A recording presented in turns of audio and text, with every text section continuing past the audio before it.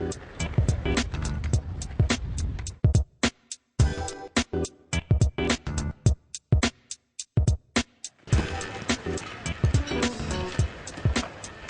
je voudrais un esquimau, s'il vous plaît. Voilà, alors plutôt merci. Léo, Ouais. tu t'es jamais demandé pourquoi on te donnait quelque chose contre un simple morceau de papier ou de métal? Ben, c'est de l'argent. Oui, on est tous d'accord pour dire que l'argent vaut quelque chose. Mais d'abord, il n'y a pas toujours eu de l'argent. Ah bon? On se fait un petit voyage dans le temps? Je t'invite. D'accord. Au début, les humains ont commencé par faire du troc.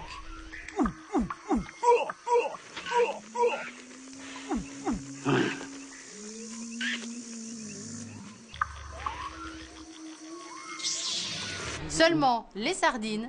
Ça ne se conserve pas très bien. Alors on a eu l'idée de faire les échanges avec des objets qui se conservaient mieux. Comme du blé par exemple. Mais à la longue, ça pouvait être lourd.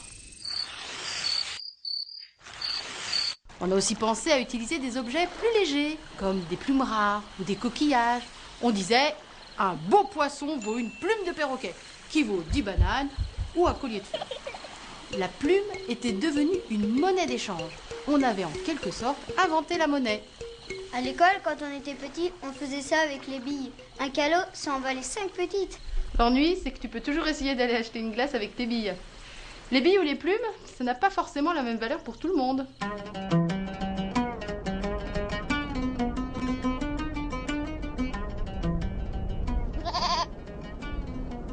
C'est alors qu'on a pensé aux métaux rares et précieux comme l'or et l'argent. Mais il fallait trouver une idée pour ne pas avoir tout le temps besoin d'une balance. Bien du temps avait passé et les hommes avaient maintenant des villes et des États.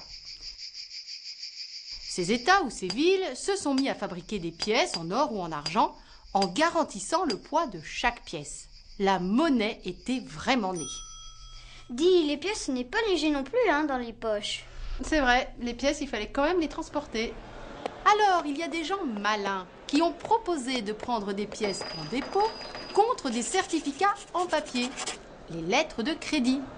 Ils étaient donc devenus des banquiers.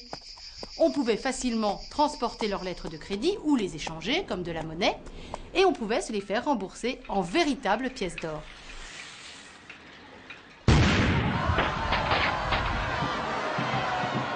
Encore 2 ou 3 siècles plus tard, et le franc est devenu notre monnaie nationale à la Révolution. C'est Bonaparte qui a créé la Banque de France en 1800. La banque centrale de notre pays est alors créée pour donner confiance en la monnaie émise sous forme de papier-monnaie. Et pendant longtemps, ces billets sont restés convertibles. On pouvait les échanger contre de la monnaie en or. Ce n'est qu'un peu plus d'un siècle plus tard que l'on a décidé qu'on ne pourrait plus échanger les billets contre de l'or. C'était comme aujourd'hui, quoi. Oui, mais il restait quelque chose de vraiment pas pratique. L'ennui, c'est qu'en France, on payait en francs.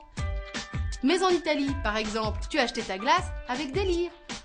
En Espagne, il te fallait des pesetas. En Allemagne, tu payais en marques. Et en Belgique, on disait bien des francs, mais ce n'était pas les mêmes. C'était des francs belges.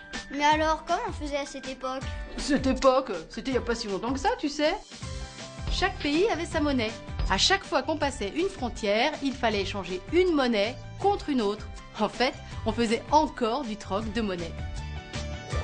C'est alors que de nombreux États européens ont décidé de travailler ensemble pour avoir une monnaie unique. L'euro est né le 1er janvier 1999. Et en 2002, on y est pleinement arrivé. Nous avions tous les mêmes billets en euros. Et maintenant, nous sommes 17 États à utiliser la même monnaie.